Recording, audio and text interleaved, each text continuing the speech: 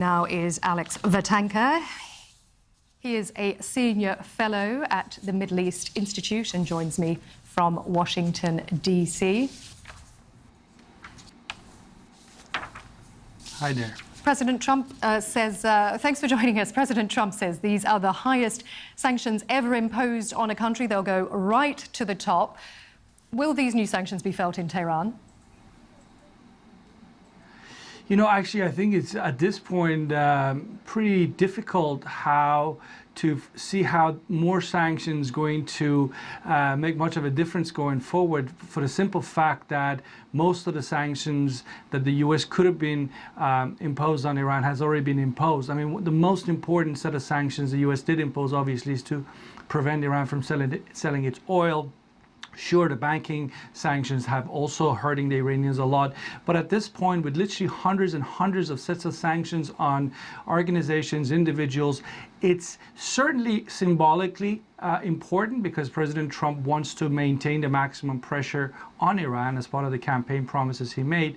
But if you're sitting in Tehran, is this going to change your mind? Are you going to go in a different direction because of this set of sanctions? And I think the answer to that, frankly, is no. This is not going to bring them back to the table for negotiations.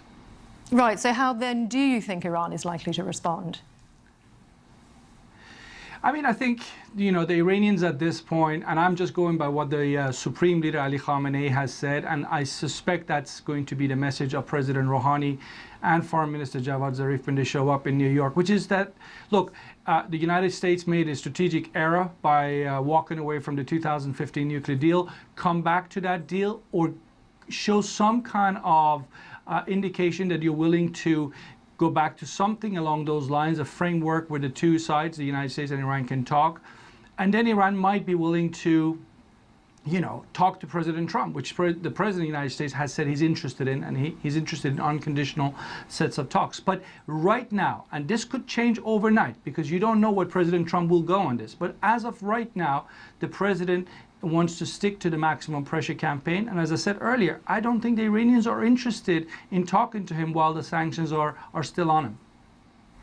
Right, so next week the UN General Assembly is taking place. Russia and France, among others, are calling for calm in the region. So you don't think that there's going to be a change in US-Iranian policy, or you don't think there's any sort of chance for diplomacy there? Well, look, as I said, you know, President Rouhani could come to New York to talk to the international community, which very likely is what he wants to do, or he could actually take the opportunity to reach out to the Trump administration one way or another. What he would offer the Trump administration, that remains to be seen. But certainly back in Tehran, he is not in a very easy position. You know, unlike North Korea, there is such thing called Iranian domestic politics. And there are many of Rouhani's enemies back in Tehran who want him to fail in his endeavors towards the United States because they want to sort of marginalize him politically back home. So he doesn't really have an easy job. So when it comes to diplomacy, you know, at this moment, what we can hope for, the best we can hope for, is to sort of stay where we are and not see any further escalation on the military front in the region, because clearly the United States is not interested in that, the Trump administration is not, and the Iranians are not. But my question is, how long can you stay in this sort of gray zone? And that's the danger we're facing with the uncertainty of being, you know, at the edge and trying to prevent a military conflict. Okay, Alex, thank you. Alex Vatanka live for us there in Washington, D.C.